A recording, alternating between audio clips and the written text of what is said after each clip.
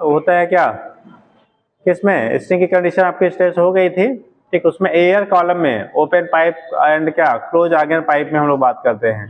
तो लास्ट में आपने थर्ड वाइब्रेशन लिख लिया था, लास्ट में क्या क्या लिखा था जरा सा बोल दीजिए।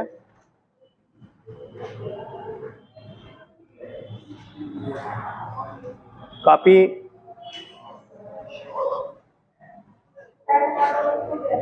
अच्छा थर्ड हार्मोनी तक हो गया था, जनरल पॉइंट भी अंत के लिए बना दिया था, हो गया था, चलो ठीक।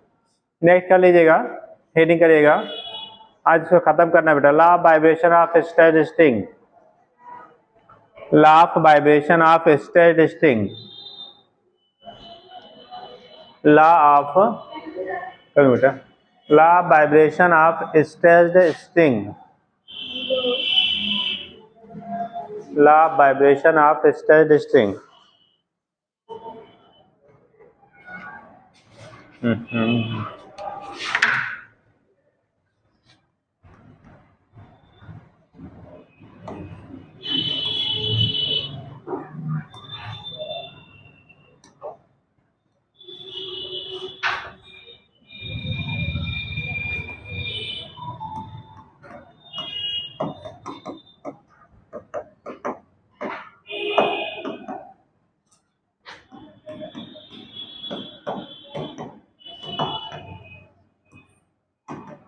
Law of vibration of state string, ठीक, जो स्टेट स्ट्रिंग है उसका वाइब्रेशन जब हम लोग करेंगे तो law of vibration of state string, पहला लिखेंगे लॉ ऑफ लेंथ, फर्स्ट लिखिएगा law of length,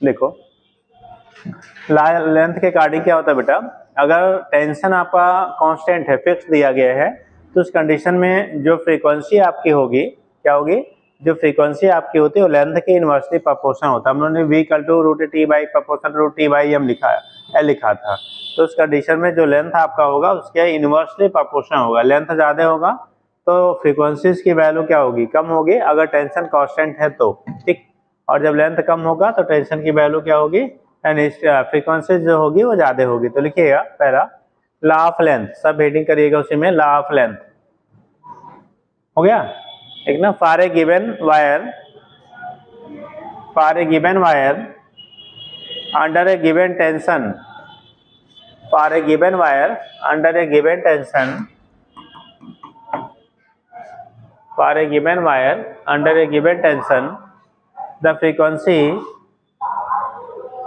of wire, the frequency of wire varies inversely, frequency of wire varies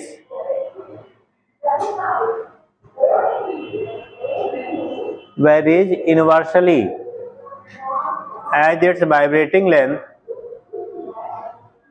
varies inversely as its vibrating length, मतलब जितना portion आपका उसका vibrate होते हैं उसके इनवर्सली प्रोपोर्शन आपका होता है, that is nu proportional to 1/L, या अगर आपका आप मल्टीप्लाई करेंगे nu into L equal to constant, or कह सकते हैं बेटा nu one L1 equal to न्यू2 into L2। अगर फ्रीक्वेंसी को न्यू से रिप्रेजेंट करेंगे, एन से रिप्रेजेंट करेंगे तो N into L equal to क्या N1 L1 equal to N2 L2 लिख लेंगे, ठीक, इसी को हम लोग कह लेते हैं बेटा लॉ ऑफ लेंथ, ठीक। पहला क्या है आपका लॉ ऑफ लेंथ, इसका पहला पार्ट आपका होता है लॉ ऑफ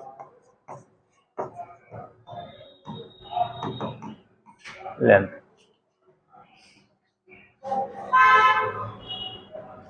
सर ने इलेक्ट्रोस्टैटिक शुरू कर दिया है,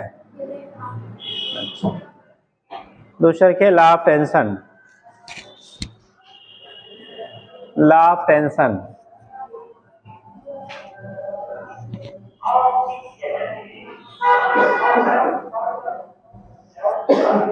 लॉ ऑफ टेंशन,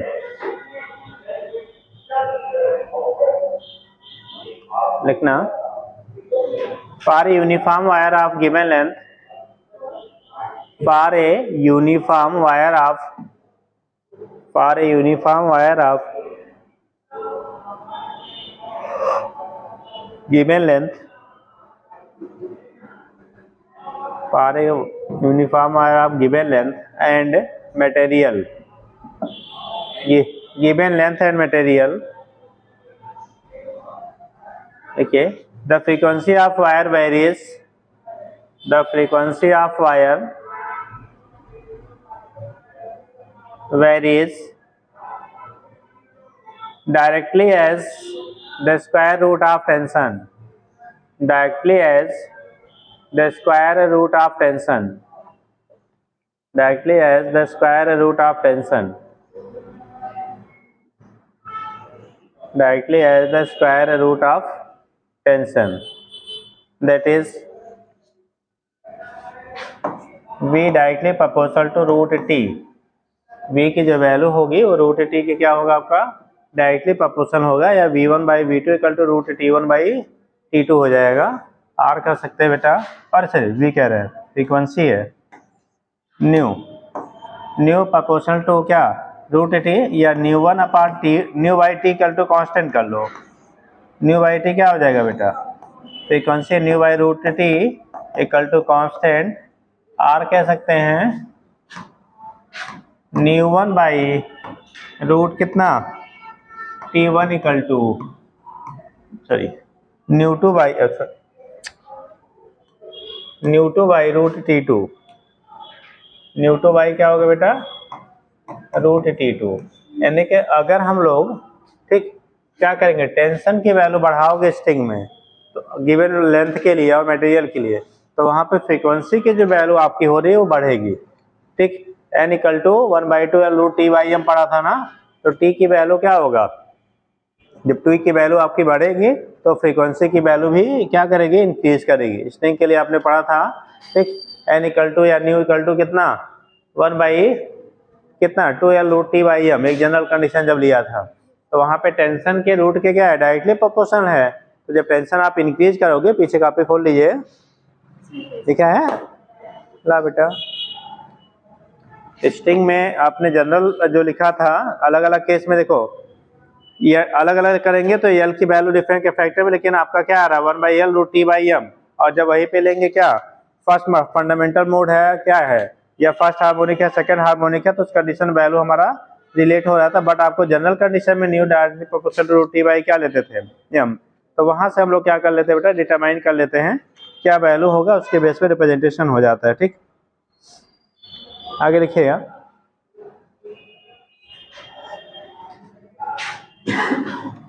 तो क्या लिख लिया बेटा, frequency of vibration of wire varies inversely proportional to root of क्या किसके directly proportional root of tension के square root of the tension. तीसरा लिखिएगा, यहाँ पे एल और एम कांस्टेंट है बेटा, यही लिख लेना, कब ये एप्लीकेबल होगा, एल एंड एम आर कैसे होना चाहिए कांस्टेंट, और यहाँ पे क्या कांस्टेंट होगा टी एंड एम आर क्या कांस्टेंट। यहाँ पे टी और एम कांस्टेंट है, वहाँ पे एल और एम कांस्टेंट होता है, T and M are constant, L and M are constant.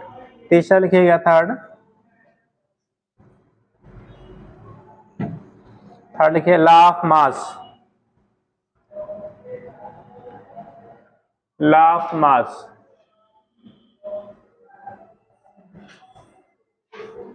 Law of mass लिखिएगा, when L and T are constant, when L and T are constant, the frequency of vibration of the wire, when L and T are constant, the frequency of vibration of the wire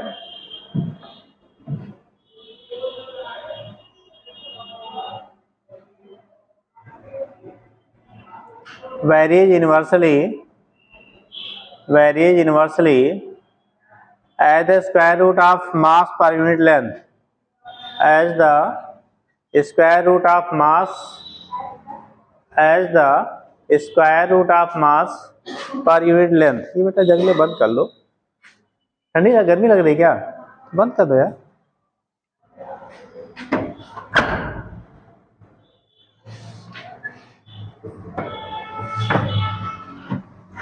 इधर से बंद कर दे बेटा।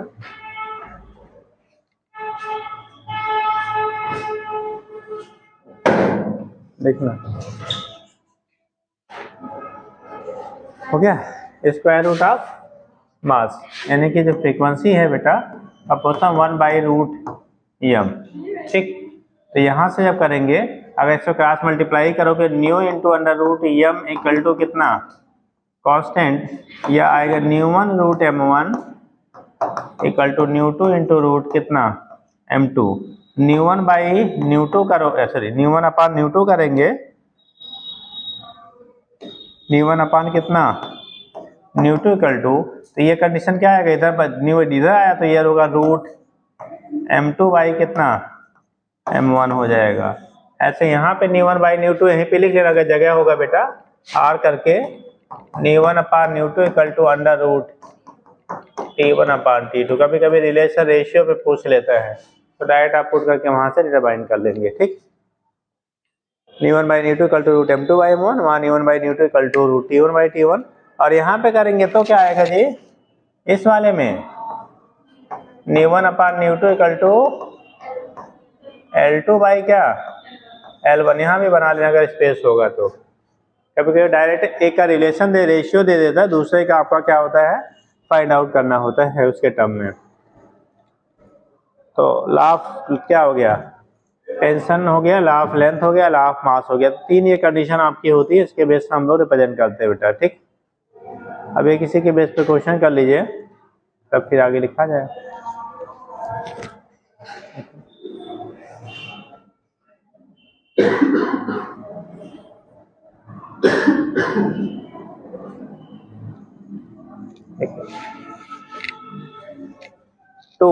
two strings of same material,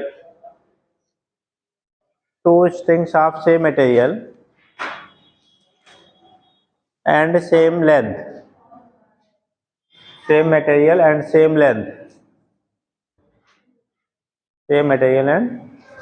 length, okay, if ratio of tension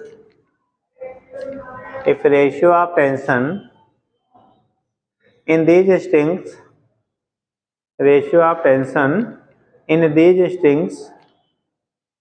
are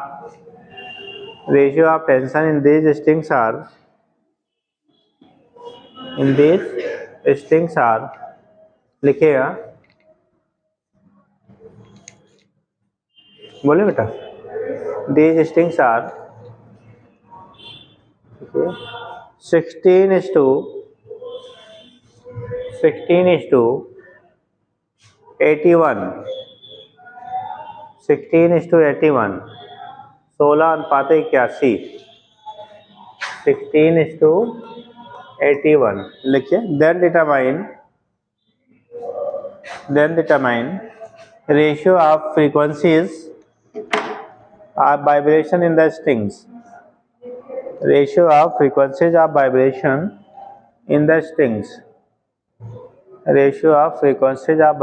in the strings, उस string में ratio of vibration क्या होगा।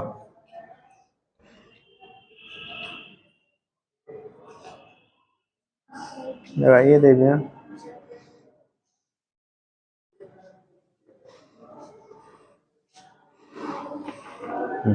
Sign है, साइन के क्या नहीं हुआ बेटा, साइन के लोग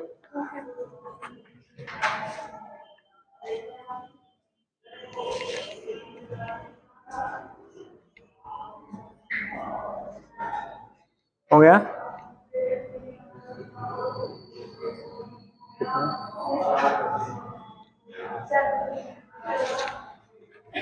4/9 वाले हाथ उठाओ। अब आपके एग्जाम में इससे आसान वाला क्वेश्चन नहीं आएगा, है ना। ये फार्मूला क्या है, न्यू1/न्यू2 या n1/n2 जो भी आप लिखिए equal to under root T1 कितना T2। बोला गया T1 की वैल्यू कितनी है 16 और T2 का वैल्यू कितना है 81। ये 16:81 का रेशियो के टर्म में दिया गया है, तो 16 का रूट लेंगे तो क्या 4, 81 का लेंगे तो 9। तो फ्रीक्वेंसीज का जो रेशियो होगा बेटा न्यू1:न्यू2 की वैल्यू आएगी 4 कितना 9। ठीक, यानी उनमें जो फ्रीक्वेंसीज आपके प्रोड्यूस होंगे वाइब्रेशन की वो 4:9 के रेशियो में होगा। ठीक, अगर टेंशन जो है वो 16:81 के रेशियो, तो सीधे फार्मूले पे आपको रखना था, बट फार्मूला याद रहे कब कौन किसके साथ में रिलेट कर रहा है।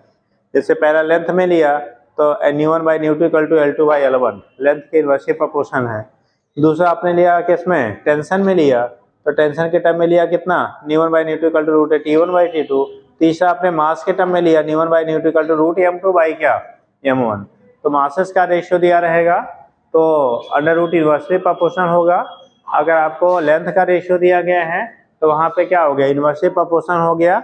और अगर आपको टेंशन का रेशियो दिया है तो root of directly proportional to क्या है, फ्रीक्वेंसी क्या है, टेंशन की फ्रीक्वेंसी है। ठीक, तो उस कंडीशन में फार्मूला आपको याद होना चाहिए। डायरेक्ट जब भी पूछा जाता है मोस्ट ऑफ केस में रेशियो पे ही पुटअप किया जाता है। ठीक, नेक्स्ट आप हेडिंग करेंगे बेटा, हेडिंग बोल लीजिए, stationery waves in air column. जल्दी जल्दी करो, stationery waves in air column. हाँ बाबू, नहीं क्योंकि हमें मास पर यूनिट लेंथ ही हमारा लीनियर डेंसिटी हो गई ना। यहाँ m जो होता है मास पर यूनिट लेंथ है, यहाँ पे m जो लिखा है ना, आप देखो लैंग्वेज में लिखा है m क्या है, मास पर यूनिट लेंथ, मास पर यूनिट लेंथ। और जो मास पर यूनिट लेंथ है इसी को हम लोग लीनियर डेंसिटी कह लेते हैं। मास पर यूनिट लेंथ को क्या कह लेंगे आप, लीनियर डेंसिटी कह लेते हैं। हाँ कहाँ पे, वो गैसीय सिस्टम में प्रेशर की बात करते हैं। ठीक, दोनों अलग अलग कंडीशन है ना। तो ये केस आपका होता है, यहाँ से आप क्या फाइंड आउट कर लेंगे क्या होगा। ठीक, वहाँ से रिप्रेजेंटेशन आपका हो जाता है बेटा। नेक्स्ट हेडिंग करेंगे, stationery waves in air column. Stationery waves in air column.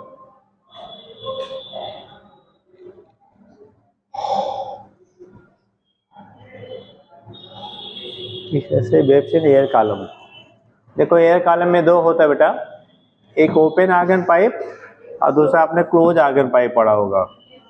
दो कंडीशन पढ़ते बेटा, open organ pipe, close organ pipe. Open organ pipe किसे कहेंगे, हाँ बेटा,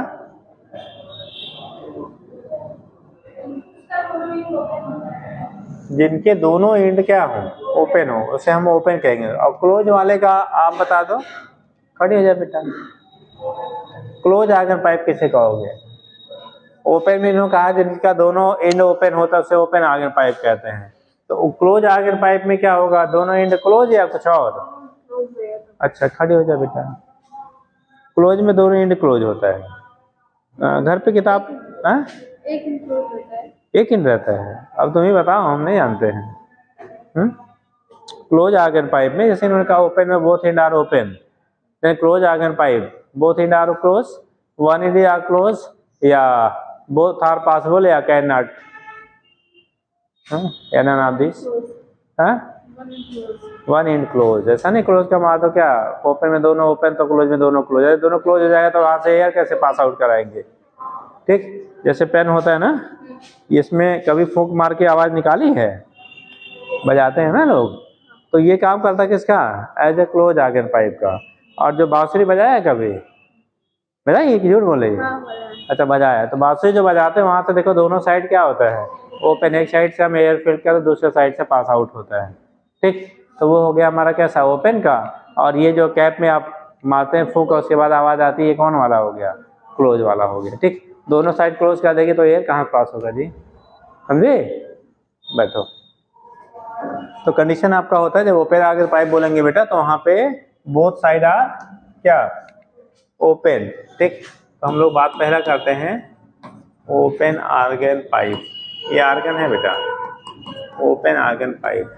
ठीक, अब एक पॉइंट याद रखिएगा, ओपन आर्गन पाइप में, ठीक है, दोनों ओपन एंड पे ऑलवेज एंटी नोड बनता है। इस पे दोनों ओपन एंड पे ऑलवेज क्या होगा, एंटी नोड बनेगा। और जहां पे हमारा क्या होगा, बीच में कहीं आपको जो पॉइंट मिलेंगे, ठीक है, वहां पे हमारा नोड बनता है। ठीक, जैसे हम लोग स्टिंग की बात किया था बेटा, किसकी बात किया था, स्टिंग पे बात किया था। तो स्टिंग में एंडिंग पॉइंट पे क्या बन रहा था, नोड, बीच में हमारे क्या बनते थे, एंटी नोड बनते थे।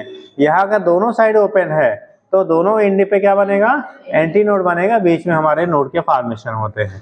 ठीक, पॉइंट एक। दूसरा, अगर आपका कैसा है, क्लोज आर्गन पाइप है, क्लोज का मतलब एक साइड क्लोज है, दूसरा साइड क्या है, ओपन है। तो जब क्लोज आर्गन पाइप आप लेंगे तो हमेशा क्लोज एंड पे नोड, ओपन एंड पे एंटी नोड बनेगा। और अगर आपका मोड ऑफ वाइब्रेशन एक से ज्यादा है तो वहां पे आपके नोड एंटी नोड दोनों बीच में मिलेंगे। ठीक, तो ये चीज ध्यान रखें, कब आपका नोड कहाँ बनेगा, एंटी नोड कहाँ बनेगा। तो अगर हमारा आर्गन पाइप बेटा ओपन है तो ऑलवेज ओपन एंड पे बोथ क्या बनेगा, एंटी नोड, और बीच में आपके जो बनेंगे वहां पे नोड का फॉर्मेशन होगा। ठीक, तो लिखिएगा ओपन आर्गन पाइप, देखना, if both end of a pipe are,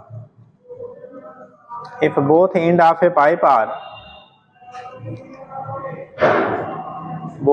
a pipe are open, both end of a pipe are open and a system of air is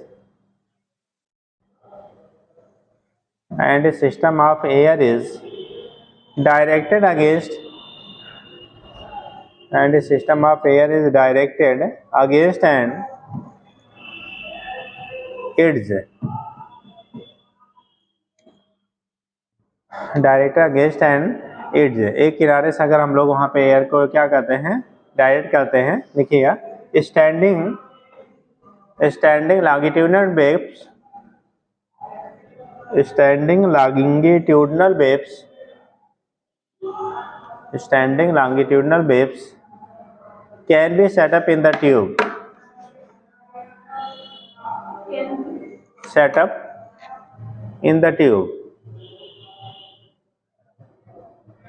in the tube.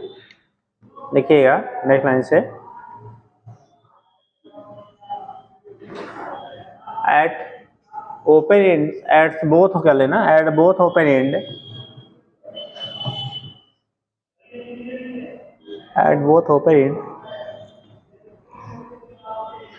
always antinode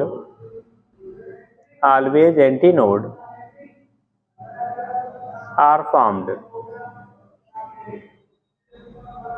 क्या बनता है बेटा आपका, anti node का formation होता है, always antinodes are formed. ठीक, तो जो ओपन एंड होगा वहां पे हमेशा क्या बनता है, हमारा एंटी नोड का बेटा फॉर्मेशन होता है। ठीक, अब अगर हम लोग दिखाएंगे, जैसे वहां पे लिखा था क्या, फर्स्ट हार्मोनिक, सेकंड हार्मोनिक, ठीक, फंडामेंटल टोन, ओवरटोन। ठीक, ऐसे यहाँ पे बात करेंगे बेटा, first harmonic, second harmonic, third harmonic.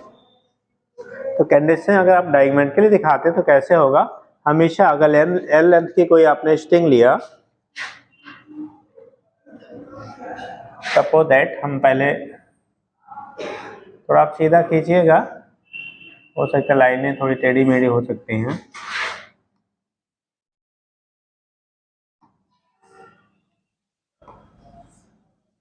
सभी की लेंथ बेटा हम लोगों ने कितना लिया, एल लिया। ये ओपन एंड है, क्या है, ओपन एंड है। बोला गया बेटा ओपन एंड पे ऑलवेज एंटी नोड का फॉर्मेशन होगा। अगर हम लोग इसी को फर्स्ट मोड ऑफ वाइब्रेशन ऊपर लिखते हैं, फर्स्ट हार्मोनिक, इसे बोलेंगे सेकंड हार्मोनिक, इसे बोलेंगे थर्ड हार्मोनिक। पढ़ लेंगे जी, HRMONIC harmonic, first harmonic, second harmonic, third harmonic, ऐसे फोर्थ फिफ्थ का रिवर्स यहाँ पे होता है। अब कंडीशन क्या होगा, जब हम लोग निकालेंगे बेटा, बोला कि हमेशा क्या, ओपन एंड पे एंटी नोड बनेगा, इसका मतलब नोड का फॉर्मेशन बीच में कहीं होगा। ठीक, तो पहला जब फर्स्ट हार्मोनिक की हम लोग बात करते हैं तो आपको दोनों एंड जो होंगे,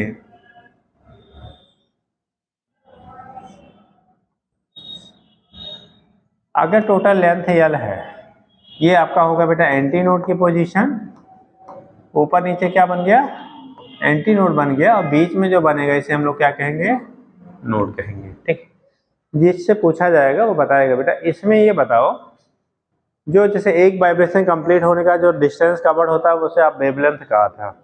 तो यहाँ पे वन वेवलेंथ कंप्लीट हो रहा है, या वन से ग्रेटर है, या वन से लेसर है। अगर ग्रेटर लेसर या इक्वल है तो क्या कंडीशन बनेगी? ठीक, कंप्लीट वेवलेंथ है, हाफ वेवलेंथ है, या क्या सिचुएशन है, ये आपको बताना है। कंप्लीट है, हाफ है, या क्या सिचुएशन है? एक वेवलेंथ कंप्लीट है। कितने लोग बोले हैं कि एक साइकिल यानी एक वेव कंप्लीट हो गई, एक वेवलेंथ कंप्लीट है ये? हाँ, लेमडा के इक्वल है, लेमडा बाई 2 है, लेमडा बाई 4 है, या 2 लेमडा है, क्या बोलेंगे आप?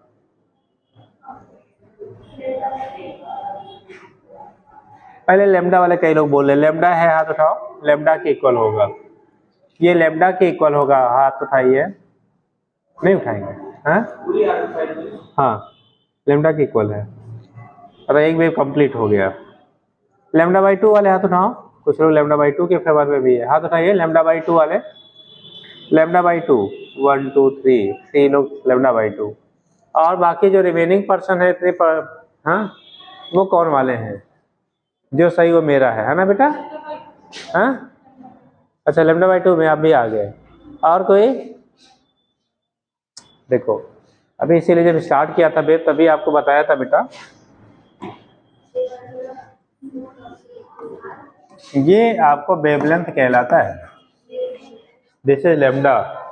अभी हमारे पास ऐसे इतना हम इरेज कर दें, या तो इरेज करेंगे सब कैंसिल हो जाएगा, तो ये इतना पोर्शन ही तो है ना, इसी को आधा यहाँ वाला ले लो, आधा यहाँ वाला ले लो, ये दो आप इतना पोर्शन आप छोड़ दो दोनों साइड से, यही इतना दिख रहा है आपको ना। तो अगर ये पूरा लेमडा है तो आधा वाला कितना होगा जी? कितना होगा? अभी तो लेमडा लेमडा बोल रहे थे, है ना? तो कितना हो गया? लेमडा बाई 2 हो गया। तो यहाँ पे हाफ एरिया जो होगा बेटा, ये लेमडा बाई 2 को इंडिकेट करेगा, किसको? Lambda by 2। तो ये दैट इज हो गया, क्योंकि पहला हमारा है, फर्स्ट है, तो हम लोग इसे क्या, लेमडा 1 बाई 2, ये पूरा जो आपका है वो कितना हो गया? लेमडा 1 बाई 2 के इक्वल हो गया। बात समझ में आया? तो पहले केस में जो हम लोग लिखेंगे तो ये लेमडा 1 बाई 2, यानी 2 anti node 1 node. First mode of vibration में 2 एंटी नोड बन रहे हैं, और 1 क्या बन रहा है आपका? नोड। 2 एंटी नोड 1 नोड, और जो आपका है वो लेमडा 1 बाई क्या हो जाएगा? 2 के इक्वल हो जाएगा। किसके इक्वल होगा? लेमडा 1 बाई 2 के आपका इक्वल होगा। दूसरी कंडीशन होता है, अगर हम लोग सेकेंड हार्मोनी की बात करते हैं, किसकी बात करते हैं? सेकेंड हार्मोनी की बात करेंगे बेटा, तो वहां पे आपके 2 नोड और 3 एंटी नोड बनेंगे। उल्टा होता है, हम लोगों ने वहां बात किया था फर्स्ट वाले में 2 नोड 1 एंटी नोड, ठीक, यहाँ पे फर्स्ट वाले में 2 एंटी नोड 1 नोड, और जब सेकेंड हार्मोनी में कहेंगे तो 2 नोड और 3 एंटी नोड बनेंगे। तो कंडीशन जो आपका यहाँ राइज होगा बेटा ऐसे, हमेशा ओपन एंड पे एंटी नोड का ही फॉर्मेशन होगा, वहां नोड का फॉर्मेशन नहीं होगा। ठीक, देखो ये कहलाते हैं आपके एंटी नोड। क्या कहलाएंगे बेटा? एंटी नोड कहलाएंगे। यहाँ क्या बनेगा? नोड। यहाँ क्या बनेगा? नोड। तो आपका कितना हो गया? 2 नोड 3 एंटी नोड। ठीक, टोटल लेंथ आपका यही है, सभी में लेंथ कितनी है? क्या पूरा जो आपका क्या है कॉलम है उसकी लेंथ आपकी एल है। अब यहाँ से करो, देखो लेमडा बाई 2 लेमडा बाई 2 ये मिला के टोटल कितना हो गया? लेमडा, यानी कि अब की बार ये पूरा लेमडा 2 कहलाएगा, या इसी को 2 लेमडा 2 बाई 2 कह सकते हैं। बाई के टर्म में अगर लेंगे तो 2 लेमडा 2 बाई 2, 2 कट जाएगा, लेमडा 2 मिल जाएगा। तो कंडीशन हो गया यहाँ पे लेमडा 2 के इक्वल हो गया। नेक्स्ट आप करेंगे जब थर्ड मोड ऑफ वाइब्रेशन, क्या कहेंगे? थर्ड मोड ऑफ वाइब्रेशन कहेंगे, तो वहां पे जो वैल्यू आएगी यानी कि लेमडा 3, ठीक, लेमडा 3 यानी 3/2 लेमडा 3 के बराबर हो जाएगा। कैसे? देखो आप दो हम लोग क्या करेंगे, इस तरह से रिप्रेजेंट करेंगे, देखो 1, ये ऐसा दिखाइएगा डिस्टेंसेस बराबर दिखे बेटा। ठीक,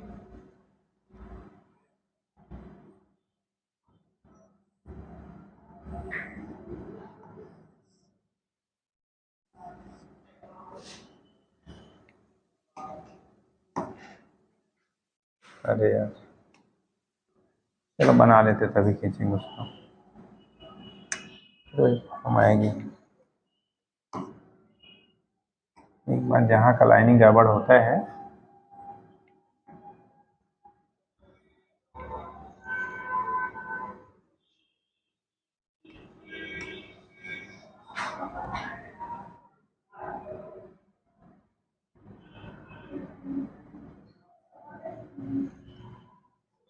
देखो, तो पॉइंट आपका है एंटी नोड, फिर यहाँ पे क्या नोड, एंटी नोड, यहाँ पे क्या नोड, एंटी नोड, यहाँ पे नोड, फिर यहाँ पे टोटल लेंथ कितना है बेटा L। अब जरा देखना, ये दोनों मिलके λ3 हो गया और ये दोनों मिलके λ3/2, मतलब 3/2 लैम्डा के बराबर होगा। टोटल वैल्यू अगर आप निकालेंगे तो ये वैल्यू टोटल जो आएगी 3/2 λ3 के क्या हो जाएगा, 3/2 λ3 के बराबर होगा। अलग अलग पार्ट अगर आप दिखाना चाहते हो तो इतना पार्ट बेटा λ3/4, λ3/2, λ3/2, λ3/4। देखो ये पोर्शन आएगा, अगर हम लिखना चाहते हैं तो λ3 कितना 4, यहाँ से ये वैल्यू यहाँ से यहाँ तक की है, यहाँ से यहाँ तक लिखोगे तो λ3/2, ऐसे यहाँ से यहाँ तक लिखोगे तो ये आएगा λ3/2, और यहाँ से यहाँ तक रिमेनिंग लिखोगे λ3/4। इन सारे को ऐड करोगे तो इसके क्या आ जाएगा, इक्वल हो जाएगा 3λ/2। बात समझ में आया भाई, ये 1/4 हुआ, ये हाफ हुआ, ये हाफ हुआ, ये 1/4 हुआ, तो 1/4 1/4 हाफ, अब 3 टाइम्स हाफ हो गया तो 3 क्या हो गया 2λ3 हो गया। तो ये अब फिलहाल कंपल्सरी नहीं है, रहने दें कि इरेज कर दें, ये पूरा इसका कलर हम बदल देते हैं टोटल वाले का। ये टोटल जो आपका आ रहा है, टोटल जो वैल्यू हमें मिलेगा ये वाला, ये आपको मिलेगा 3λ3/2, ये वैल्यू आपका पूरा ये कंडीशन बनेगा। ये first mode of harmonic, second mode of harmonic and third mode of harmonic, ऐसे फोर्थ फिफ्थ सिक्स्थ बनाओगे तो आगे बनता जाएगा। ठीक, अब पहला बना लीजिए डायग्राम, तब हम लोग एक एक का एक्सप्लेनेशन करें। इतना बात समझ आया ना, और घर पे जाके थोड़ा पढ़ लिया करिए बेटा। ठीक, देखो स्टूडेंट लाइफ में इनकी जिनकी दोस्ती कापी किताबों पेनों से ज़्यादा होती है, भविष्य में उनके दोस्त अच्छे मिलते हैं, दोस्त रिश्ते हर चीज़ अच्छे मिलते हैं, और जिनके स्टूडेंट लाइफ में दोस्ती इनसे कम और बाकी चीज़ों से ज़्यादा होती है, ठीक, हाँ, तो वो फिर बाद में कोई नहीं मिलता है, इवन घर वाले भी नहीं मिलते हैं, कहेंगे जाओ अपनी मर्जी से रहो, जैसे जी रहे हो खाओ, है ना, ये हकीकत है। और अभी गलतफहमी में जी रहे हो तो आप सुधर जाइए। ठीक, अगर आप अच्छे रहोगे, आज जो भी हमारे अभी तो यहाँ पे मेल आए हैं, कोई भी आप देखो बहुत सारे अधिकारी हैं जो फीमेल अपने यहाँ हैं बस्ती अपने, कई बार आपके डीएम आई, ठीक, तो उस कंडीशन में क्या होता है, उनके पता नहीं कितने, मैंने देखा अभी कई बार यहाँ हमारे पोस्ट से भी रिलेटेड आए डीएम लोग, पता नहीं कहाँ कहाँ से रिश्ते जोड़ के हमारे रिश्तेदार हैं, जबकि हकीकत में ऐसा डायरेक्ट कुछ नहीं है। अगर आप किसी लायक नहीं होंगे तो डायरेक्ट वाले भी नहीं पूछेंगे, वो भी कहेंगे ये तो हम जानते नहीं इनको। अगर आप कुछ बन जाएंगे तो आपके इनडायरेक्ट वाले होंगे ना, वो भी ढूंढ के ये तो हमारे बुआ के दादी को नानी के पता नहीं कौन आ जाते हैं। ठीक, तो हाँ, तो ये हकीकत है।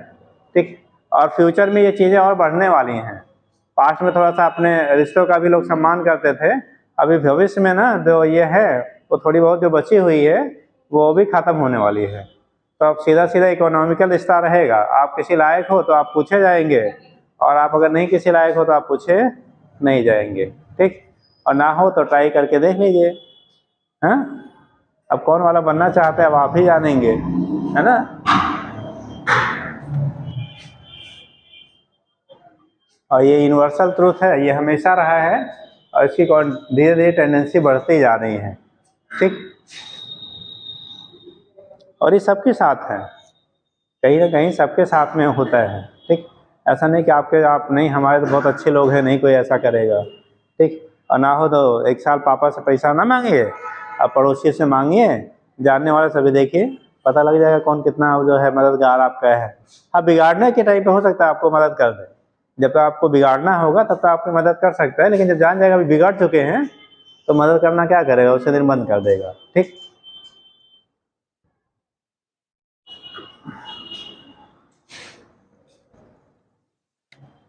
हो गया बेटा, लिखना पहला पॉइंट बन गया, जल्दी करिए।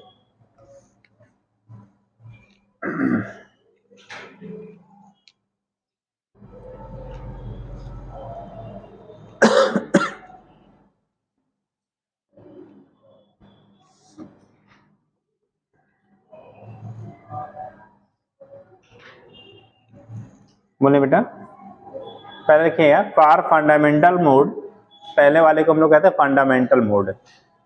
फॉर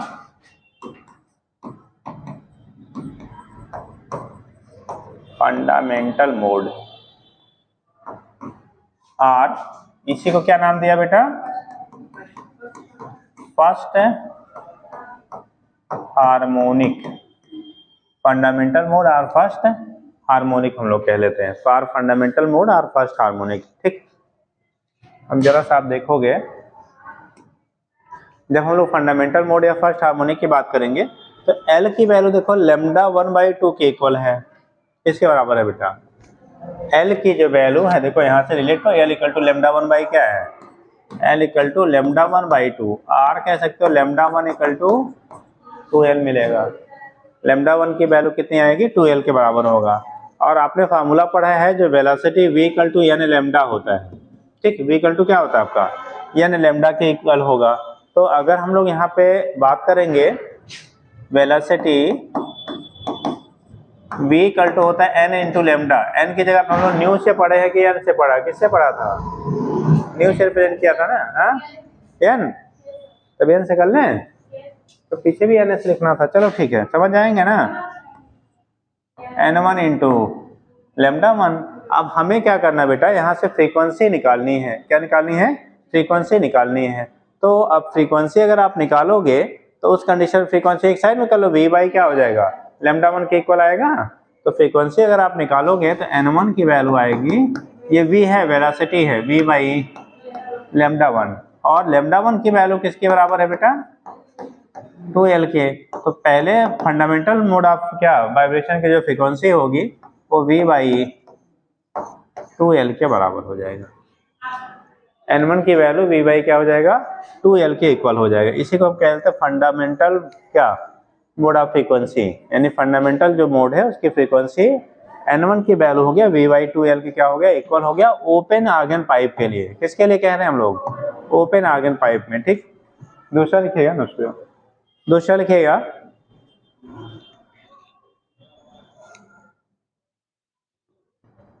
बोले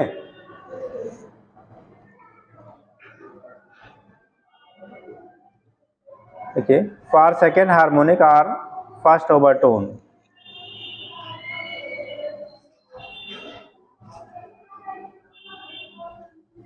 for second harmonic or first overtone. दूसरा फॉर सेकेंड हार्मोनिक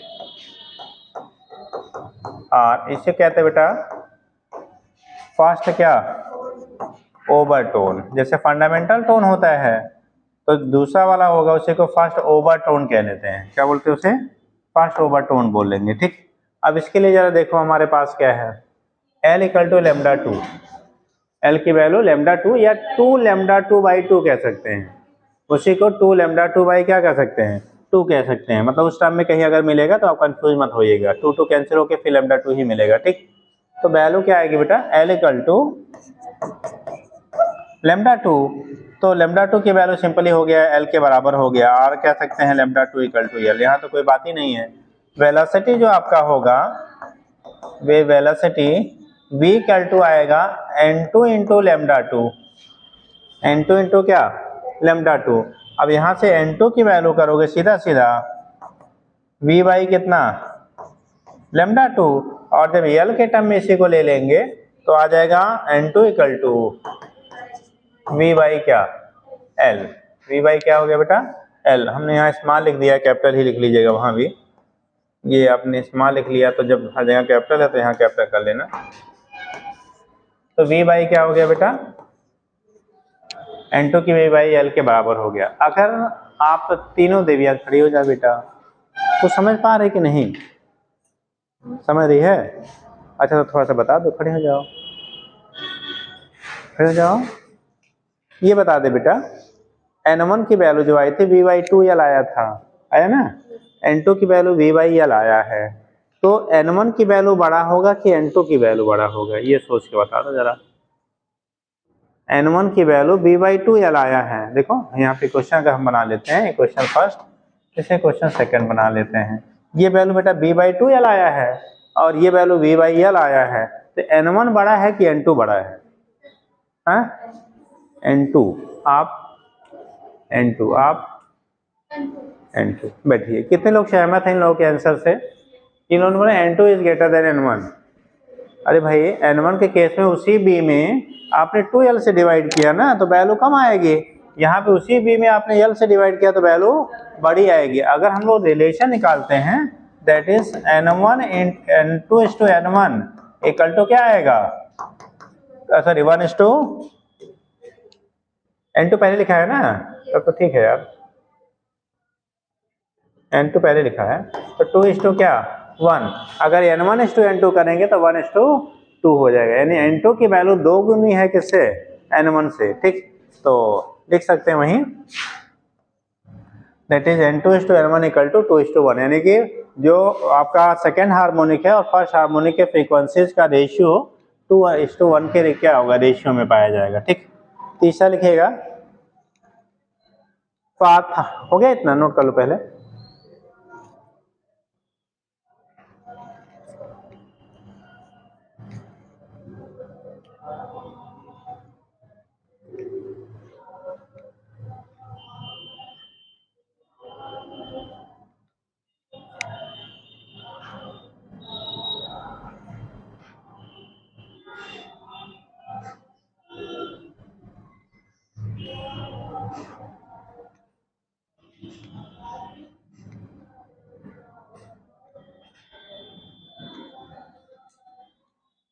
बोले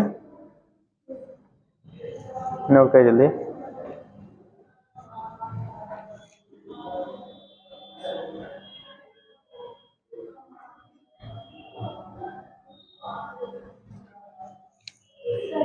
जी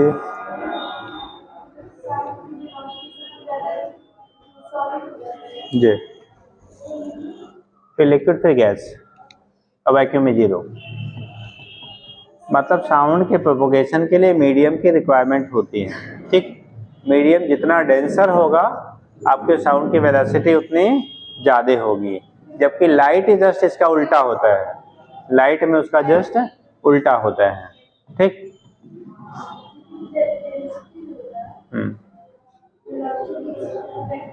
इनवर्सली प्रोपोर्शन किस में होता है?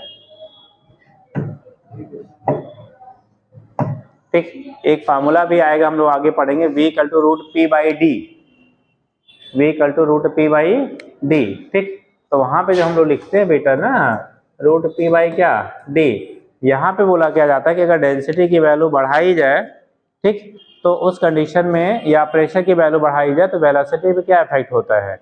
अगर ये गैसियस सिस्टम के लिए दिया गया है, गैसेज में वेलोसिटी होती है ये। ठीक, तो अगर प्रेशर आप बढ़ाओगे तो डेंसिटी भी उसी रेशियो में क्या होगा? बढ़ जाएगा, तो वेलोसिटी रिमेन सेम रह जाता है। ये मटेरियल नहीं चेंज कर रहे हैं हम लोग, गैसियस सिस्टम के लिए आपको ये रिलेशन है। तो गैसेज में अगर हम लोग प्रेशर बढ़ाते हैं तो चूंकि प्रेशर बढ़ाओगे तो उसी रेशियो में डेंसिटी भी क्या होगी? भाई एटमॉस्फेयर में गैसेज हैं, अगर आप कंप्रेस करोगे तो मॉलिक्यूल पास आएंगे तो डेंसिटी भी तो बढ़ेगी। तो जितना प्रेशर बढ़ाओगे उसी रेशियो में डेंसिटी भी बढ़ेगी, और जब डेंसिटी हमारी बढ़ेगी, यहाँ पे क्या हो रहा है? डेंसिटी उसी रेशियो में बढ़ रही है, तो रेशियो जो होगा रिमेन्स कांस्टेंट रह जाएगा, इसलिए वेलोसिटी पे कोई इफेक्ट नहीं होता। खूब पूछा जाता है केमिस्ट्री में भी और यहाँ भी। ठीक है, बड़ा कंफ्यूजन होता है चूंकि फार्मूला हम लोग पढ़ते हैं v proportional to root p by D, तो अगर आपने दिमाग में खाली p को रखा तो क्या करेगा? बढ़ जाएगा। ठीक, इसलिए p बाई डी को दोनों साथ साथ रखेंगे गैसेस के लिए। अगर प्रेशर आप बढ़ाओगे तो डेंसिटी भी उसी रेशियो में बेटा इंक्रीज करती है, इसलिए वेलोसिटी पे कोई इफेक्ट नहीं होता है। याद रहेगा? और कोई कंफ्यूजन? चलो, मीडियम लेकिन रिमेन्स सेम है। ऐसा नहीं इतना प्रेशर अप्लाई कर दिया कि क्या कर दे वो लिक्विफाई हो जाए, तो बदल जाए कंडीशन। ठीक, लिखो बेटा आगे। For the third harmonic or second overtone. तीसरा होगा for third harmonic or second overtone.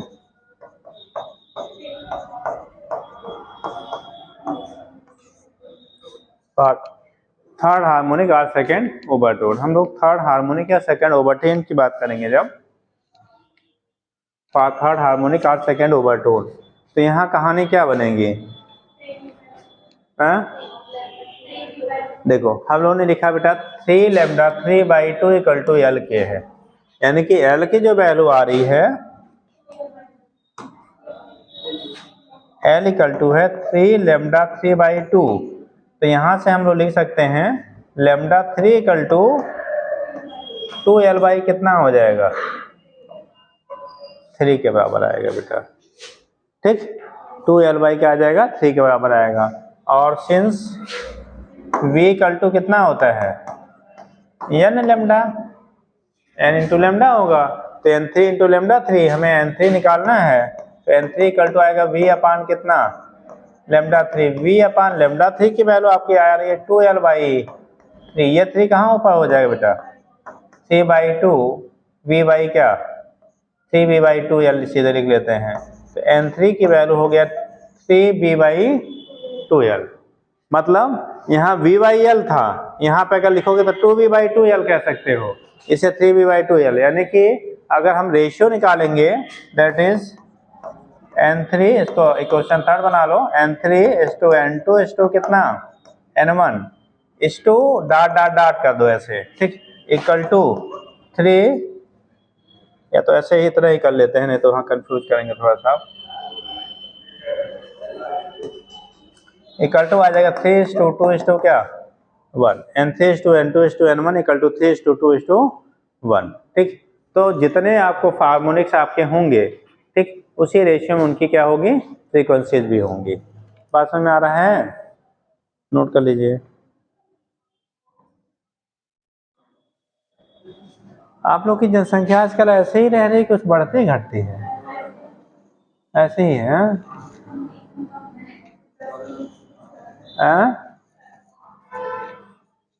क्या कह रहे बेटा?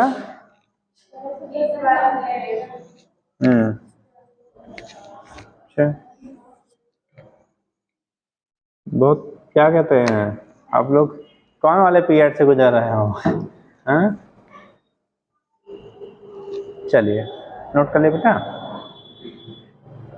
तो ये कंडीशन आपका होता है, यानी फ्रीक्वेंसीज का जो रेशियो होगा आपका, ठीक, n3:n2:1 इक्वल टू 1:3:1:2। अगर n1:n3 कर लेंगे तो इसी में अगर r करके लिखा जाए, r n1:n2:n3, ठीक, तो क्या आएगा? 1:2:3। इसका मतलब ये हो गया कि ओपन ऑर्गन पाइप में both odd and even harmonics are formed. Odd मतलब 1 3, इवन मतलब 2, ऐसे करके 1 2 3 4 5 एंड सो ऑन बनेगा ना। अगर इसी में हम लोग डॉट डॉट कर ले, ऐसे आप डॉट डॉट कर लो बेटा, dot dot dot dot dot dot equal to 1:3:2 dot dot dot आप कर सकते हैं, हो जाएगा ना। तो यहाँ पे ऑड और इवन दोनों हार्मोनिक्स का फॉर्मेशन होता है, तो यहाँ पे लिखने के बाद लिख लीजिएगा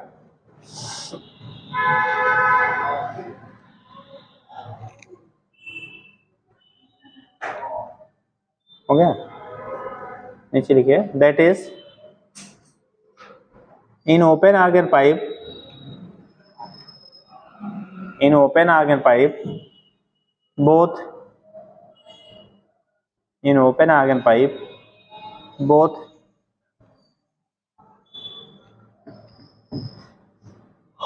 odd and even, both odd and even, odd and even harmonics are,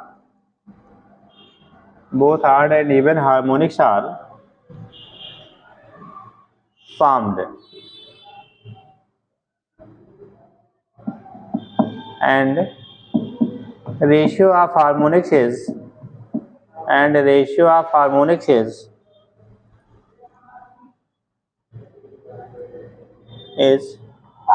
अभी जो लिखा है वही हो जाता है बेटा, n1:n2:n3 equal to 1:2:3। Ratio of harmonics is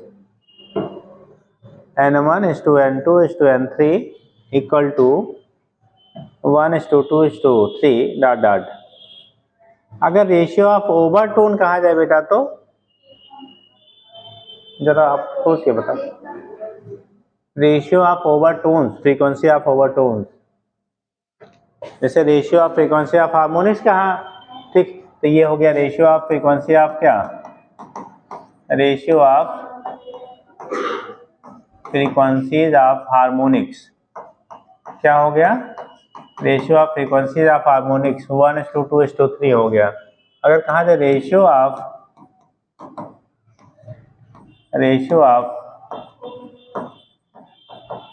frequencies कर दो, ratio of frequencies NCIES, frequencies of overtone.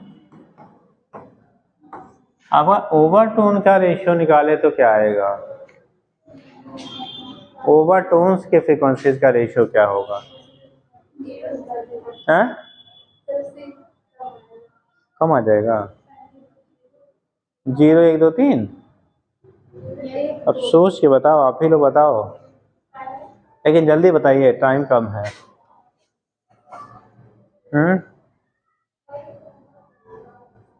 वही होगा। अच्छा, क्या हम लोगों ने पहला वाला जो फर्स्ट हार्मोनिक है उसे ओवरटोन कहा था, नहीं कहा था, तो फर्स्ट हार्मोनिक की फ्रीक्वेंसी कितनी आई थी, 1:1 आया था, यानी कि V/2L लिया था।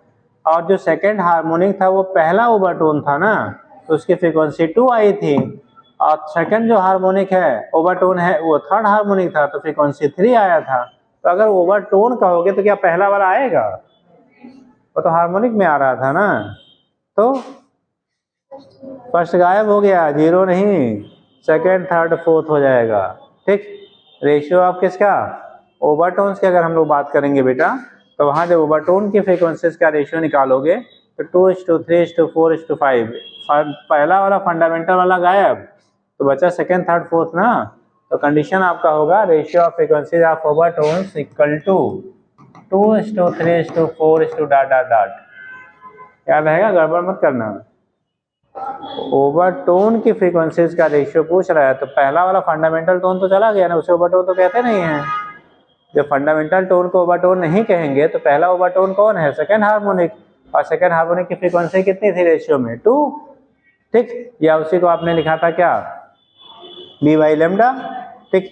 तो उस कंडीशन में क्या हो गया, वहाँ पे 2 गुना था, और सेकेंड ओवरटोन जो हुआ उसका 3 गुना हुआ, फोर्थ ऐसा होगा तो 4 गुना होगा, फिफ्थ होगा 5 गुना, बड़ा हो जाएगा ना। तो उस कंडीशन में 1 को छोड़ के बाकी वाले होंगे, तो गड़बड़ नहीं कर दीजिएगा एग्जाम में, ठीक। हाँ, कौन वाला, अच्छा ओवरटोन का आ गया,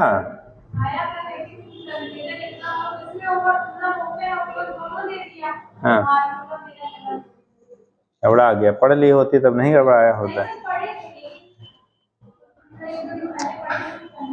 चलिए कोई बात नहीं, आगे लिखिए, एक दूसरा पार्ट इसे एरो पॉइंट बना लो।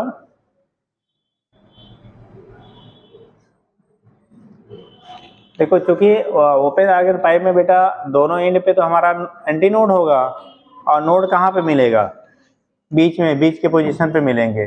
तो जो नोडों की पोजीशन होती है वो पहले वाले में देखो λ/4 पे था, फर्स्ट हार्मोनिक में देखो λ कितने पे था, 4 पे था। सेकेंड हार्मोनिक में लिखेंगे तो उसका 3 गुना 3 λ/4, और अगर थर्ड में लिखेंगे तो 5 λ/4, ठीक। तो नीचे लिखिए, पॉइंट बना लो, position of nodes from one end, position of node from one end, position of nodes from one end, position of nodes from one end लिखे, पोजीशन ऑफ नोड्स फ्रॉम क्या लिखा आपने, वन एंड, तो x की value आएगी λ/4, कितना, position जब दिखाएंगे एक एंड से बेटा, तो पहला वाला तो कितने पे था, λ/4 पे, दूसरा वाला उसका हो जाएगा 3 λ/4, तीसरा हो जाएगा 5 λ/4, एंड इस तरह से पोजीशन हमारी क्या होगी, बढ़ती जाएगी, ठीक। तो पहला हो गया λ/4 कितना, 3 λ/4, 5 λ/4 ... 7 λ/4, 9 λ/4 एंड सो ऑन। तो ये पोजीशन हमारा नोड का हो गया। और दूसरा लिखना पोजीशन ऑफ एंटी नोड, जल्दी जल्दी करो बेटा, position of antinode from one and. कितने बजे तक क्लास है जी? 3:45। अरे जल्दी करो यार, आज इसे खत्म कर देना है जल्दी जल्दी। Position of antinode from one and, anti node 0 से स्टार्ट होता है, एंड पे बनता है, तो लिखिए 0 comma lambda by 2। Position of antinode from one end लिखिएगा x equal to 0 comma lambda by 2 comma lambda comma 3 lambda by 2 dot dot dot.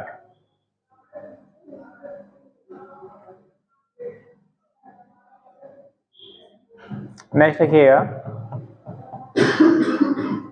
Close organ pipe. अब बेटा थोड़ा समय कम है, जल्दी समझिए, जल्दी बनाइए, ठीक। दूसरा लिखेंगे close organ pipe.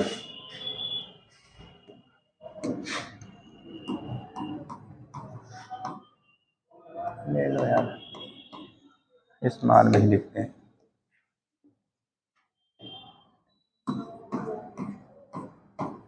Closed argon pipe, इसमें बेटा एक एंड आपका बंद होगा, दूसरा वाला क्या होगा?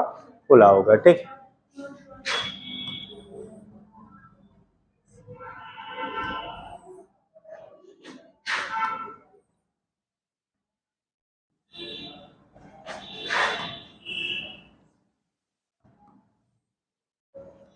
लेंथ एल लेंगे। हम लोगों ने बात किया था अगर क्लोज आर्गन पाइप होगा तो क्लोज एंड पे ऑलवेज नोड और ओपन एंड पे क्या होगा? एंटी नोड बनेगा। ये ऑलवेज डेफिनेट है बेटा, ठीक। तो पहले वाले केस में जब हम लोग करेंगे फर्स्ट हार्मोनिक में, इसे लिख लेंगे हम लोग क्या? First harmonic. ये फर्स्ट हार्मोनिक है बेटा, पढ़ लेंगे ना। इसे लिखिएगा सेकेंड हार्मोनिक, इसे लिखिएगा थर्ड हार्मोनिक। देखो जब फर्स्ट हार्मोनिक की बात करते हैं, किसकी बात करेंगे? फर्स्ट हार्मोनिक की बात करेंगे तो ओपन एंड जो होगा वहाँ पे हमारा एंटी नोड और क्लोज एंड जो होगा वहाँ पे नोड का फॉर्मेशन होगा बेटा। ये एंटी नोड हो गया और यहाँ पे क्या बना? नोड बना। लेंड एल की वैल्यू जो होगी, अब इतना पोर्शन बताओ लेमडा के बराबर होगा, lambda by 2 lambda by 4, lambda by 4 उसका आधा हो गया ना, तो ये आएगा लेमडा 1/4, लेमडा 1/4। इसमें जब बनाएंगे बेटा देखो ये आएगा दिस, एक हो गया, और दूसरा आप बना लो, ये हो गया लेमडा बाई 2 और ये लेमडा बाई 4, दोनों मिल के आएंगे एल की वैल्यू कितनी? Lambda by 4 plus lambda by 2 कितना? 3 लेमडा बाई 4 हो जाएगा, ठीक। क्या हो जाएगा? 3 लेमडा बाई 4 के बराबर होगा। और तीसरी जब हम लोग बात करेंगे तब कितना आ जाएगा बेटा? कितना? एक पूरा हो जाएगा और एक का 1/4 बचेगा।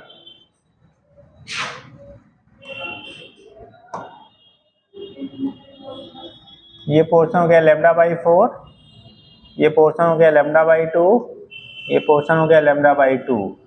ये लेमडा बाई 2 मिलके लेमडा हो जाएगा और ये लेमडा बाई 4, टोटल आप जोड़ोगे, देखो ये node anti node node anti node node anti node node, यहाँ पे था नोड एंटी नोड, यहाँ पे देखो anti node node anti node node.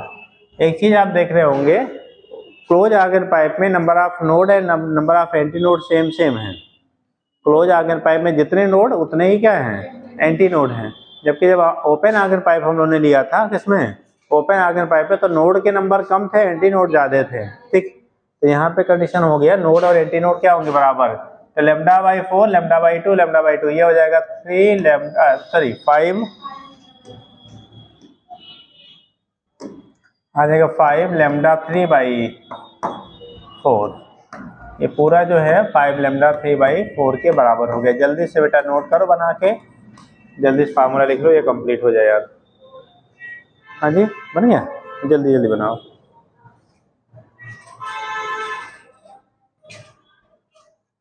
एक चीज और, रुक जाओ रुक जाओ, हम लोग यहाँ पे क्या करेंगे, जो हार्मोनिक्स लिख रहे हैं ना बदलेगा, रुक जाओ। देखो फर्स्ट है, इसका ये 3 गुना हुआ, ये 5 गुना, तो इसे क्या कहेंगे, थर्ड। और इसे फिफ्थ। अगला सेवंथ, नाइन्थ, 8 हार्मोनिक्स मिलेंगे। यहाँ पे इवन वाला नहीं मिलेगा। तो क्लोज आगर पाइप में ओनली 8 हार्मोनिक्स मिलते हैं, इवन नहीं मिलते। ओपन में 8 एंड इवन दोनों मिल रहे थे। ठीक,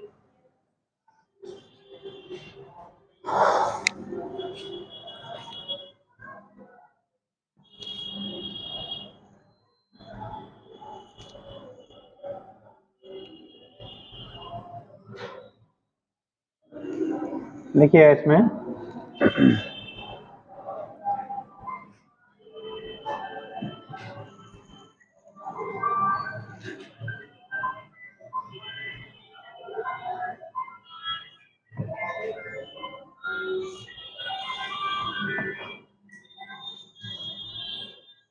अरे इमरजेंसी बता दो, फिर क्लास में है बेटा, नहीं तो फिर दोबारा कॉल करेंगे जो भी कर रहे होंगे।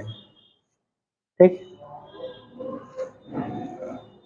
बता दो भी क्लास में है।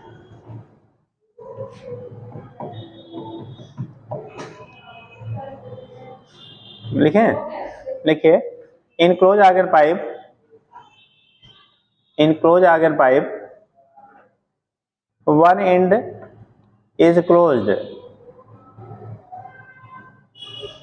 one end is closed and the reflected wave is, and the reflected wave is 180 degree out of phase, reflected wave is 180 degree out of phase with the incoming wave, with the incoming wave।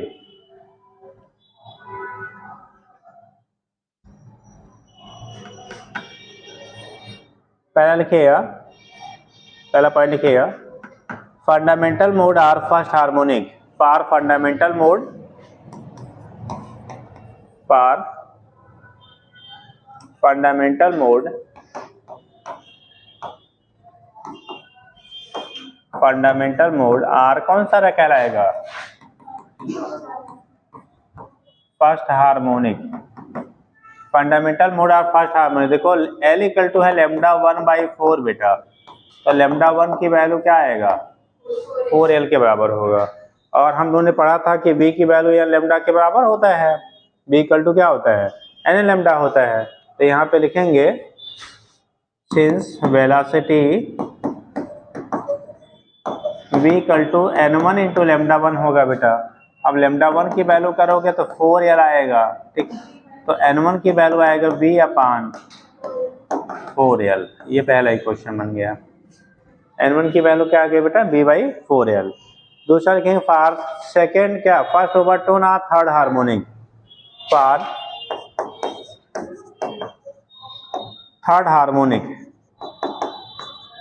Third harmonic or first overtone. ये harmonic था, fundamental tone था ना, इसे कहेंगे first overtone. Third overtone नहीं बोलेंगे, overtone first ही बोलेंगे। ठीक, फर्स्ट ओवरटोन। देखो L की वैल्यू कितनी आ रही है बेटा, 3 लेमडा 2/4 आ रहा है ना, तो लेमडा 2 की वैल्यू हो जाएगी 4L/3। और फिर यहाँ लिखेंगे since velocity V equal to and, अब देखो यहाँ जो वेलोसिटी आपकी होगी, जैसे वहां पे हम लोगों ने लिखा था क्या, n इंटू लेमडा के बराबर है, ऐसे वेलोसिटी यहाँ भी क्या हो जाएगा, n इंटू लेमडा के क्या हो जाएगा, इक्वल हो जाएगा। तो आपका आएगा लेमडा 2 n2 इंटू लेमडा 2 के बराबर हम लोग लिखेंगे। तो जब यहाँ पे लिखोगे वेलोसिटी n2 इंटू लेमडा 2, बेटा लेमडा 2 हमारा आ रहा है, तो यहाँ पे आएगा n2 इक्वल टू V/लेमडा 2, और n2 की वैल्यू हो जाएगी V/, लेमडा 2 की वैल्यू 4L/3 है बेटा, ये V है बेटा, 4L/ कितना 3, ये 3 ऊपर जाएगा तो N2 की वैल्यू आ जाएगी 3V/4L। ठीक, और तीसरा होगा फॉर फिफ्थ हार्मोनिक, ठीक, आर फर्स्ट क्या second overtone, or second overtone, second overtone. तो यहाँ पे L की वैल्यू आ रहा है बेटा 5λ3/4, तो λ3 की वैल्यू आएगी 4L/5। ठीक, फिर लिखेंगे since velocity v equal to n3 into λ3, तो v की वैल्यू आएगा n3 इंटू सॉरी n3 हमें निकालना है, तो n3 की वैल्यू आप निकालोगे, n3 इक्वल टू आएगा v/ कितना बेटा λ3। अब λ3 यहाँ से वैल्यू पुट कर दो तो आएगा v/4L/5, 5 ऊपर शिफ्ट होगा, n3 की वैल्यू आएगी 5v/4 इंटू L के क्या हो गया बराबर। यहाँ से from equation first second and third, from equation किसे first comma second and third से करोगे, n1:n2:n3 equal to 1:3:5 and so on. ठीक, देखो केवल आड वाला मिल रहा है, यहाँ पे इवन वाला नहीं मिल रहा है। ठीक,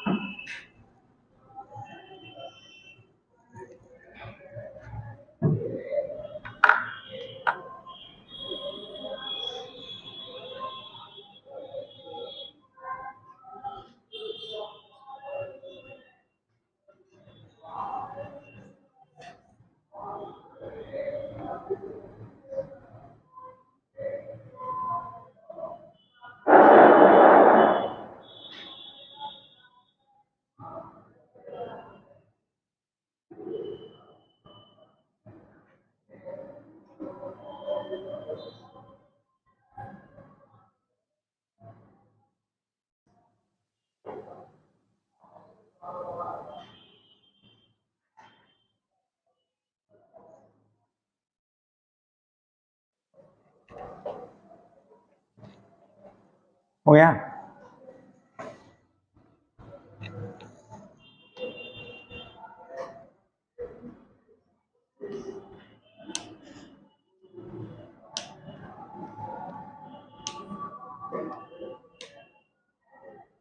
नीचे लिखिए that is in closed organ pipe, that is in closed organ pipe, in closed organ pipe only odd harmonics are formed, only odd harmonics are formed, केवल आठ हार्मोनिक्स का क्या होता है फॉर्मेशन होता है, only आठ हार्मोनिक्स आर फॉर्म्ड। हो गया, तो यहाँ से दिखा लेते बेटा। अब अगर हम लोग एक जनरल लिखा जाए कि जो आपका वेवलेंथ होगा वो किसी पर्टिकुलर हार्मोनिक्स ले क्या आपका उसका वैल्यू मिलेगा एल के टर्म में, तो यहाँ लिखेंगे, ऐसे लिख लो, पॉइंट करके लिख लीजिए, इन जनरल केस, नीचे लिखिए यहाँ lambda equal to 4L/2n-1, in general case lambda equal to 4L/2n-1, यहाँ पे n की वैल्यू 0 1 2 3 डॉट डॉट डॉट। ठीक, वेवलेंथ अगर किसी पर्टिकुलर हार्मोनिक का निकालना है तो आएगा बेटा 4L/ कितना 2n-1, नीचे लिखिएगा, एंड फ्रीक्वेंसी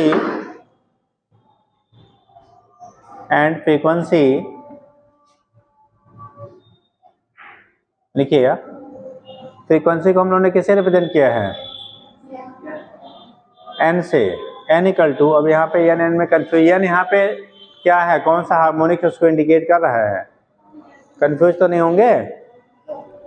एम से दिखा देते हैं आप। कौन सा? ये तो कंसीडर अपने ही करना है ना। 2m-1 और m इक्वल टू 0 1 2 3 कर दीजिए, जिससे फ्रीक्वेंसी से कंफ्यूज मत करिए, ठीक। और दूसरा लिखिएगा frequency n equal to 2m-1 into v/4l। Frequency n equal to 2m-1 into v/4l। अब यहाँ भी m की वैल्यू वही रहेगी 0 1 2 3 डॉट डॉट डॉट। जैसे आपने फर्स्ट के लिए करेंगे तो 2 इंटू 1 2 माइनस 1 1, तो v/4l आया था n1 की वैल्यू। सेकंड के लिए क्या 2 2 जब 4 माइनस 1 यानी 3v/4l, देखो सेकंड वाले का आया था n2 की वैल्यू। और जब आप 3 रखोगे 3 रखोगे तो 3 2 जा 6 6 इंटू v/ क्या आएगा 4l आ जाएगा, 5v/4l आ जाएगा। तो 1 3 5 का रेशियो आपको मिल जाएगा, ठीक। वहाँ पे m की वैल्यू को पुट करके हम लोग क्या कहते हैं फ्रीक्वेंसी किसी भी हार्मोनिक का निकाल सकते हैं। फर्स्ट का क्या होगा, थर्ड का क्या होगा, एंड सो ऑन क्या होगा, ठीक। तो ये कंडीशन आपकी होती है फ्रीक्वेंसी। नीचे लिखिएगा position of notes from closed end, position of notes from closed end, position of note from closed end, वो वाला नहीं लाया बेटा first part. Position of notes from closed end हो गया। पोजीशन ऑफ क्या, नोट फ्रॉम क्लोज्ड एंड लिखिएगा x equal to 0 comma λ/2 comma λ comma 3 λ/2 dot dot dot. Close end से ले रहे, ध्यान रखना क्लोज एंड पे पहले नोड बन रहा है, ठीक। दूसरा position of antinode from closed end, position of antinode from closed end, देखिए x इक्वल टू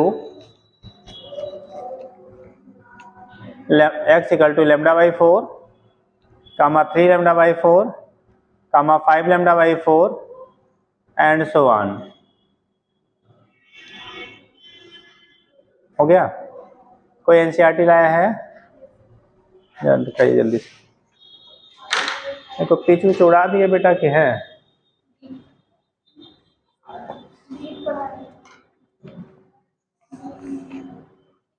वही बीट वगैरह।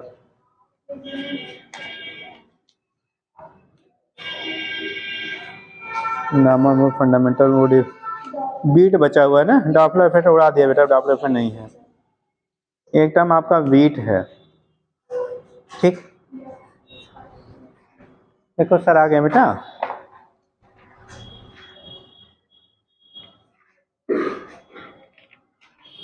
एक केवल पॉइंट बचा है आपका इसमें, बीट। पहले डॉपलर इफेक्ट हुआ करता था, उसको हटा दिया, इंपॉर्टेंट जो पॉइंट थे उसको उड़ा दिए। हाँ नहीं है बेटा, पहले था, पुराना होगा, एक बार चेक कर लीजिएगा अपडेटेड, है ना। एक बार अपडेटेड सिलेबस में चेक कर लीजिएगा, अगर होगा तो देख लिया जाएगा, है बेटा। सर देखो आ गए हैं,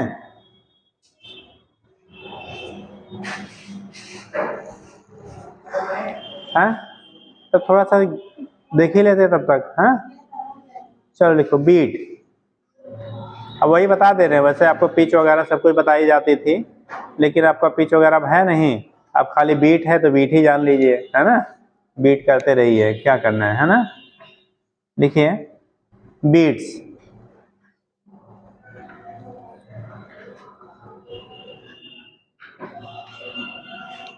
देखो बीट्स क्या होते हैं, अगर कोई भी आपका सोर्स है जहां से दो वेव्स आपके फ्रीक्वेंसी, 5 मिनट सर रुक, एक टॉपिक खत्म हो जाएगी। चलो बोल दिया, कर लो जल्दी से कर लो। हैं क्या हुआ? चलो जल्दी करो, बीट बीट तब लिख लो बेटा, अभी समझा देंगे। लिखो बीट्स, लिखिए Beat is an interesting phenomena. Beat is an interesting phenomena arising from interference of wave. Interesting phenomena arising from interference of wave.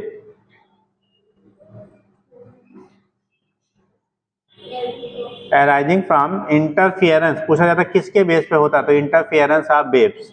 ठीक,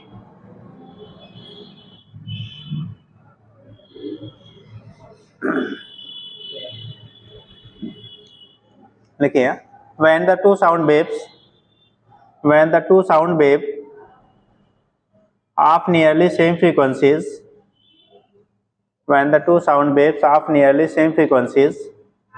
are produced simultaneously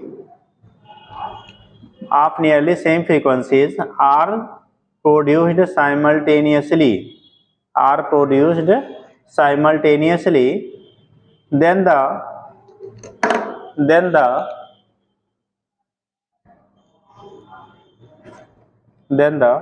intensity of resultant sound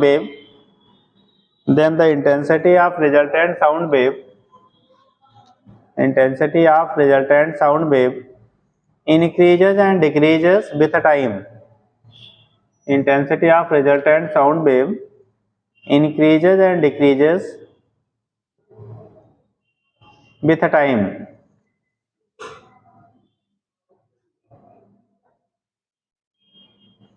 देखिए increases and decreases simultaneously with time. ठीक, लिखिए this change in intensity of sound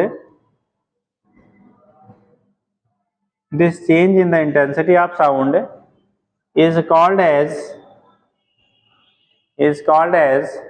the phenomena of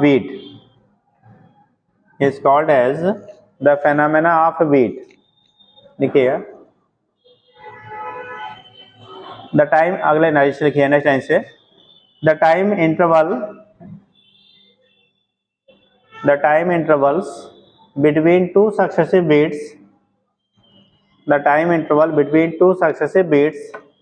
is called beat period.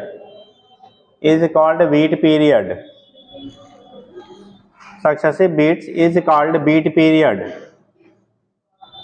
and the number of beats per second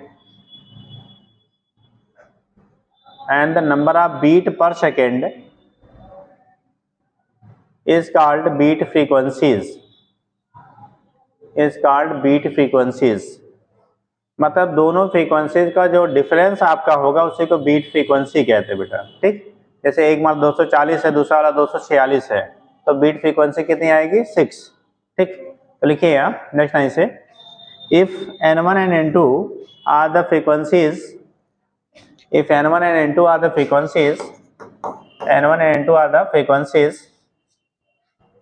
हो गया. लिखिए bracket में n1 greater than n2 of the two waves then the beat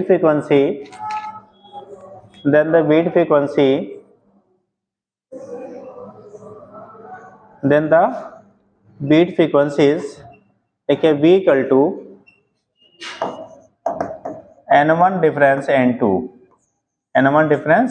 n2 के बराबर हो जाएगा. जो beat frequency होगी बेटा v equal to n1 difference n2. ठीक, ये बताइए कल आप लोग 15 मिनट 20 मिनट पहले आ सकते हैं, 2 बजे आ जाएंगे, तो आप लोग 2 बजे आ जाना और कोई लोग हमें एक बार रिंग करके बता देना जिससे मैं भी पहुंच जाऊं. तो जो इसमें समझाने वाले पॉइंट है उसको समझा के क्वेश्चन बता देंगे, और बार बार रिपीट होता है क्वेश्चन. ठीक, हाँ बहुत ज़्यादा पूछा जाता है, तो ये तो खाली फार्मूला हो गया, लेकिन यूज़ कैसे करेंगे वो बिना समझाए नहीं लगेगा. ठीक, तो उसमें आप 2 बजे तक याद रखना, सब लोग अपने कॉपी में लिख भी लो, 2 बजे पहुंचना है, 2 PM. ठीक, 2 बजे कोई एक लोग कॉल करके बता देना. ठीक, नहीं तो हम ही भूल गए. ठीक, नंबर है ग्रुप में, नंबर होगा. ठीक, तो उस कंडीशन में एक लोग फ़ोन करके बता देना जिससे हम पहुंच जाएंगे, क्योंकि कल दूसरा क्लास नहीं है इसके पहले वाला, तो हमारे पास टाइम है तो पहुंच सकते हैं. ठीक, तो पहुंच जाएंगे, बता देंगे, उसके बाद फिर ये आगे वाला जो है करंट इलेक्ट्रिसिटी आपके स्टार्ट होगी. ठीक है, चलो ठीक है. हाँ, तो किसी दिन उसको भी निपटा देंगे यार.